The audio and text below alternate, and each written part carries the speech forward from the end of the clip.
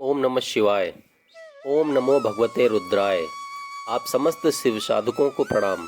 सावन के महीने में भगवान शिव की भक्ति, भगवान शिव के प्रति समर्पण, भगवान शिव के प्रति अनन्यता का भाव प्रकट हो जाए। बस सावन का महीना हमारा सफल हो जाए।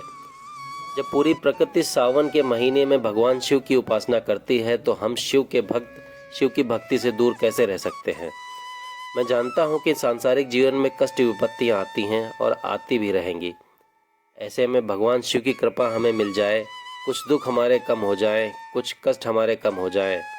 अपने प्रारब्ध का फल तो हमको भोगना ही पड़ेगा, लेकिन उनकी कृपा से हमारे जीवन के जो कष्टों का निवारण हो जाए, ऐसी अनन्य शिव भक्ति यदि हमें प्राप्त हो जाए तो इसमें कहना ही क्या।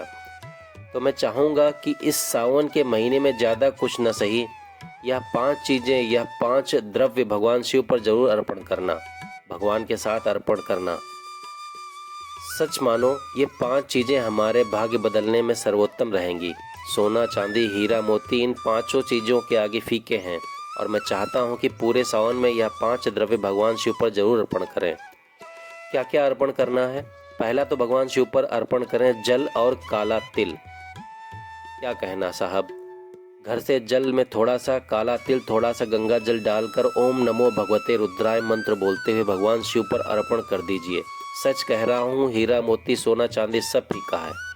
भगवान शिव के आगे जल और जल में काला तिल सारे दुखों का, सारे कष्टों का, सारे विपत्तियों का, अनेकानेक प्रकार की महादशाओं का भी समापन केवल जल और काले तिल से संपन्न हो जाता है। इसलिए शिव जी पर जल और काला तिल जरूर अर्पण करें। दूसरा, लक्ष्मी जी की कृपा प्राप्ति के लिए भगवान शिव जी पर ओम नमो भगवते रुद्राय कहते हुए 11 बेलपत्र अर्पण करने हैं। और तीसरा, बच्चों की बुद्धि, वैभव, कीर्ति, अच्छे व्यापार, नौकरी में वृद्धि के लिए आपको 11 दुर्वा, 5 मुखी दुर्वा, 3 मुखी दुर्वा अपने शिव जी पर अर्पण अपने हाथों से लाकर ओम नमो भगवते रुद्राय कहते हुए महादेव पर अर्पण करनी चाहिए। और चौथा है 5 प्रकार का धान्य, 5 प्रकार का अनाज, 5 प्रकार के ऐसे द्रव्य जो शिव जी पर चढ़ाने से बस समझ लीजिए कि सारी अरिष्टों का, सारी समस्याओं का, दरिद्रताओं का हरण करती हैं ये 5 चीज़ें। पहला, 11 गेहूं के दाने, शिव जी पर 11 गेहूं के दाने धोकर चढ़ाएं। 11 काली उड़द की साबुत दाल शिव जी पर चढ़ाएं। 11 हरी मूंग शिव जी पर चढ़ाएं साबुत। 11 तिल और 11 जौ, ये 5 द्रव्य अपने भगवान शिव जी पर चढ़ाने हैं। तो ये 4 चीज़ें आपने चढ़ा दी हैं। अब 5वीं चीज़ ऐसी क्या है जो अनमोल है? 5वीं चीज़ है जो आपका समर्पण। लोग चढ़ाने को तो बहुत कुछ चढ़ाते हैं, सोना चांदी हीरा मोती, लेकिन अगर अंदर का भाव प्रकट नहीं है, अगर अंदर का भाव शुद्ध नहीं है, हमारा सब कुछ चढ़ाए हुए व्यर्थ है।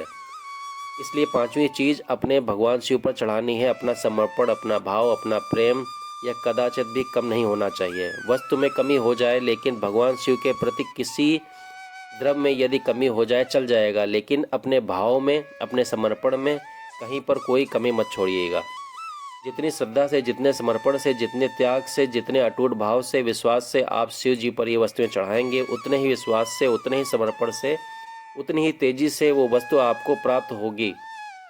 केवल चढ़ा दिया, फॉर्मेलिटी पूरी कर दी, ऐसे नहीं।